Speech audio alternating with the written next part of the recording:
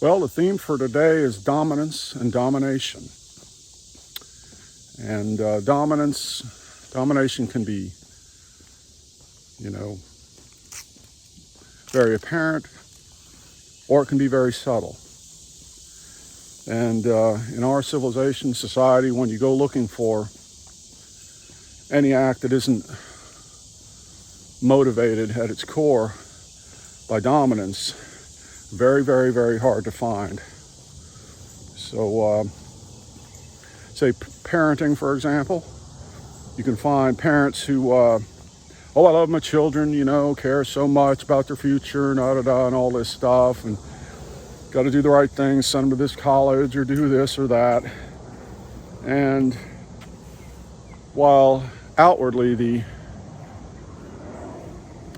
that effort may be labeled as, beneficial in some sense, at its core, the parent is dominating the situation because they think that's what they're supposed to do, because that's what everyone else is doing, to dominate. Now, try to find something where domination is not the root motive, prime motive.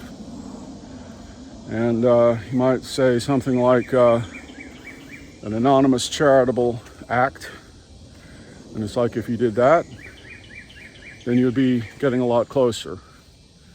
So, but at any rate, all the things that are going on, take anything, take finance, investment, say Bitcoin maybe.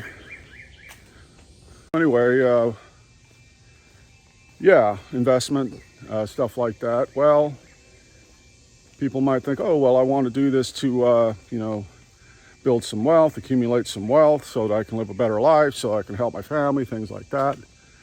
But ultimately, every time you take something for yourself, in a sense, you're taking it away from someone else.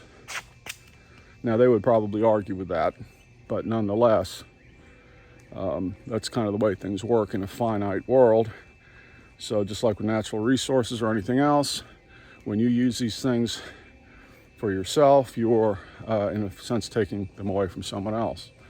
When you look at the history of colonialism, things like that, well, it becomes even more obvious that,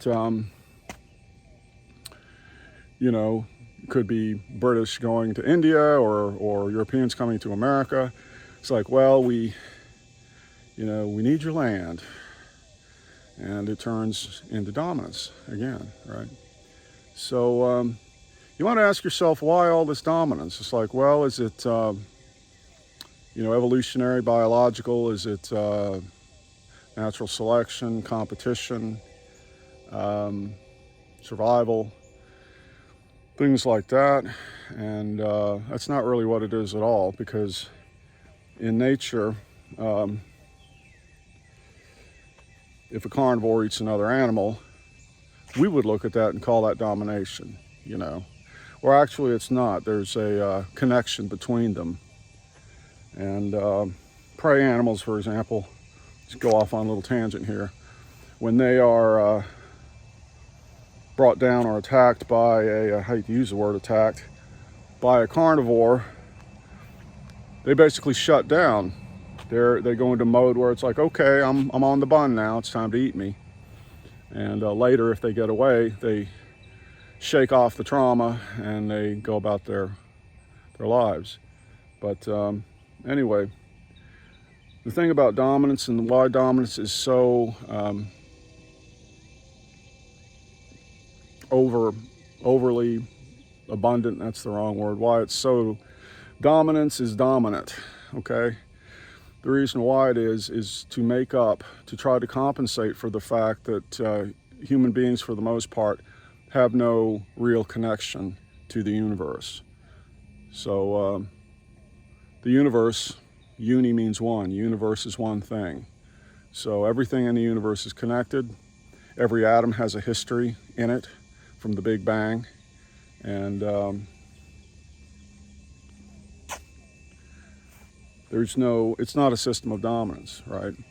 So the universe, the cosmos, all the processes, the life, all these other activities, there's never any dominance. There doesn't need to be, because there's a connection. So what's happened with us is that we've lost that connection. We've lost that connection with the universe. Now, the universe, you can call it different things. You can call it the universe, the all that is, God, things like that. And what we did was, when we called it God, it became something apart from us. So God is, depending on your religion, God is the judge or the father or the king, the Lord, things like that, something separate from you. And it's like, how can that possibly be when you're part of the universe, right? So it's kind of a mess, but then again, it is the universe creating us, these splintered shards of consciousness, individual humans who see themselves as separate and experience things separately like that. So the dominance is an attempt to create a connection through power, because that's all we have left. So it's not a good place to be. And I don't do these talks much anymore, because a lot of the issues I've dealt with, I've moved past. And but this one is quite important, because it's at the core of all our problems on Earth, the human race. It's at the core of religion. It's at the core of why we have the separation, why we prolong the separation, why we can't see it, and why we don't understand it. So I'll leave it there for you to contemplate and be interested in hearing your views.